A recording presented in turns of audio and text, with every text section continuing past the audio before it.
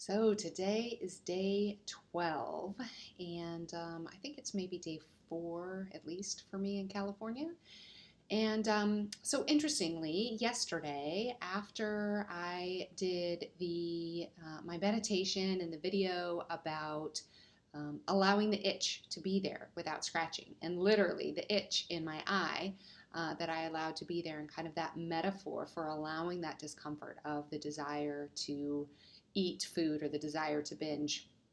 I actually, very shortly after that, I ate lunch. And after eating my lunch, I had an itch. And it was really just a desire to eat more food.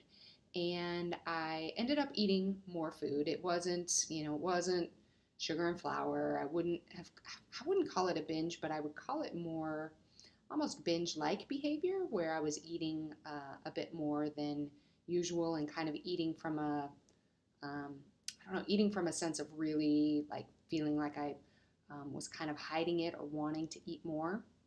And I realized that I very much was not allowing the itch. It wasn't even like I wasn't even making the connection of, oh, yeah, right. Remember that itch you just talked about? This is exactly it.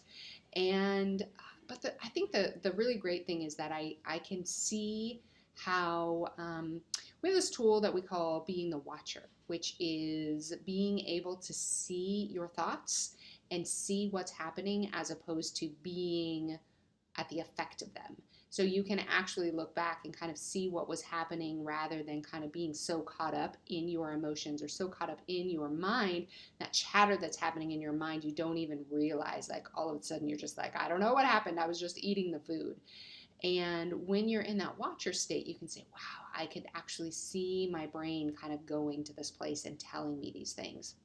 And so I was really able to do that and say, I could see what my mind was doing, what my brain was doing, going to that place of, we need more food. And, oh, well, um, it wasn't to the extent in that moment that I was able to say, oh yeah, that's an itch, don't scratch it. It was more like the itch was there, I scratched it, but then I was able to look back and really see what was happening.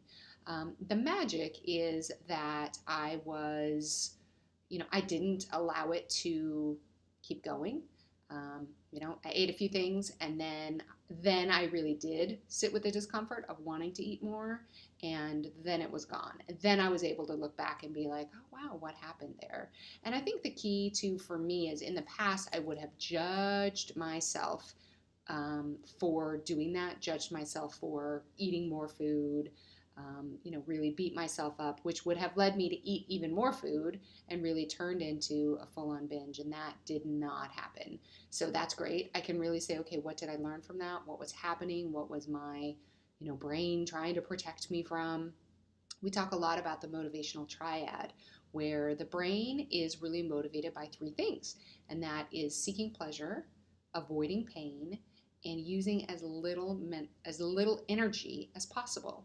And I can really see that yesterday it thought that there was pain coming in the afternoon, and so it was really trying to avoid the pain that it thought was coming. And the way that it knows how to do that is the way that it has um, been doing that for years and years and years, which is through eating. So, unfortunately, my brain doesn't realize that eating more food like that actually creates more pain than it really does avoid it. So, I am on to my brain for not all the time, but all of our brains do this: seeking pleasure, avoiding pain, and using as little energy as possible, which is why it's so easy to go for those real quick short-term pleasures, whether it's the food or the Facebook or the distractions or the procrastination.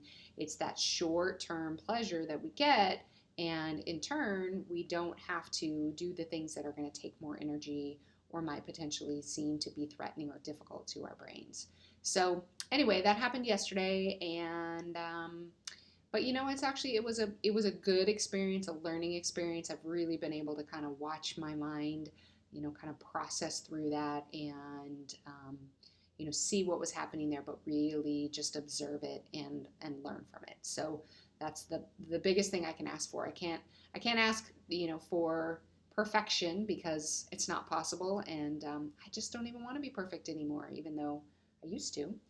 And but I just want to learn.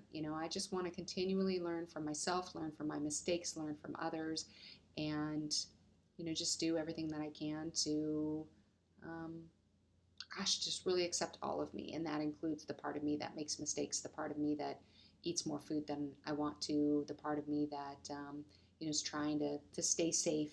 And, it's all good. It's all part of life. So anyway, today's meditation was great. No real insights, just kind of some neat, it was just a good experience, and no issues with the food or sugar and flour today. So I think that's it. Tomorrow, Lucky 13 is one of my favorite numbers, and looking forward to see what tomorrow has to bring. We'll see you then.